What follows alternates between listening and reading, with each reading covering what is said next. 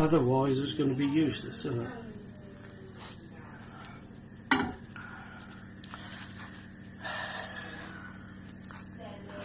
So if I speak. Yeah, go on, speak into it. Right, to start off with, we got about 1.5 ounces of butter. And I mean butter, not soft spread stuff.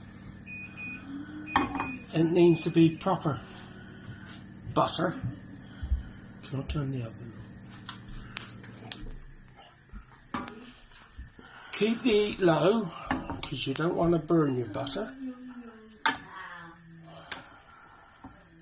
So, but you need all your ingredients to hand, because you won't have time to go and run away looking for it. So we got about 3.5 ounces of cheese, flour, milk, butter. That's all you need. You need a saucepan that's big enough for the job but not too big, because in a minute you've got to keep stirring. Yeah, Angie's got a lovely saucepan for this, because when it comes to that bit, it's beveled in. It's a stainless one that I use, and it's perfect.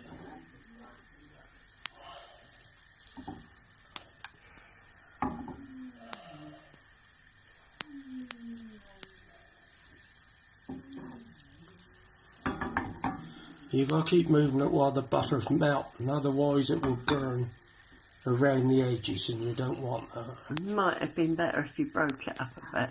Yeah, you can break it up a bit, but if it burns around the edges, you get that horrible burnt. Yeah. Right, it's now dissolved, and I will put in roughly the same amount of flour as I've got.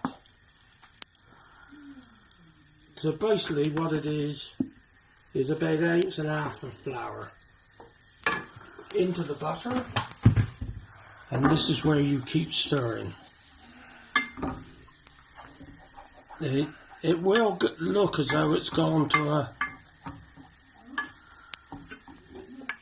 a thick paste, and sometimes it would just roll up in a ball, but don't worry, because you've got to cook the flour. Otherwise you'll end up with a sauce with a raw flour taste. So keep moving it right around the edges.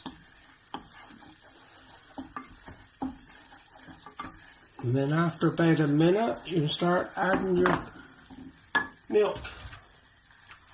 Now I add it a little bit at a time.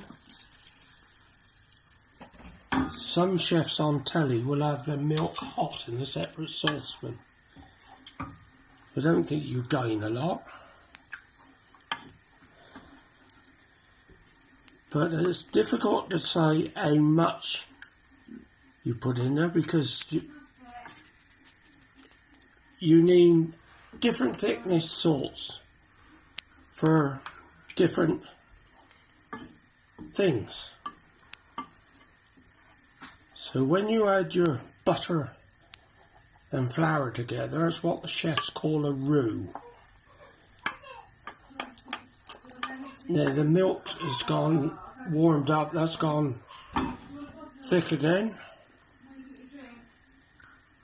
And when this bit's finished and you've got enough milk in for what you want, it's what the chefs call a bechamel, which basically is the same white sauce you would use in a lasagna. But keep your sauce a little bit on the thick side, because you can always finish it off once you've got your cheese in. Because if you're doing a tagliatelle, you want it thick enough to cling to the pasta, but you also want it thin enough to penetrate in. Otherwise you just end up with like a pancake over the top. Now that's fairly thick. And I will now add the cheese.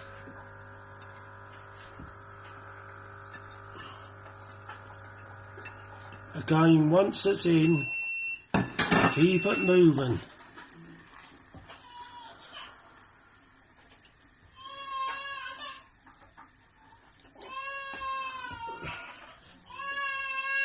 you don't need to worry too much about amounts. Just bung it in, and you end up at this stage is when you can add a drop more milk to. See, this is too thick for what I want. I'm just going to add a bit more milk. If you're doing this for tagliatelle or any pasta, you probably want it a bit thinner. But this is just a sauce to have on the side as a compliment. So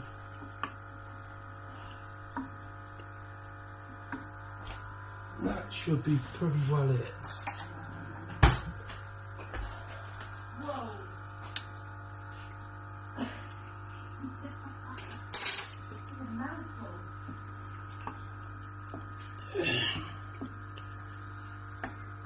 That is more or less what I want.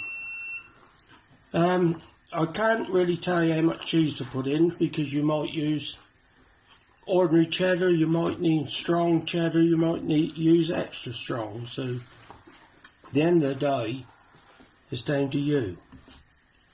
But that is what I want. You will probably want it a bit thinner. But that's all it is. And it's simple.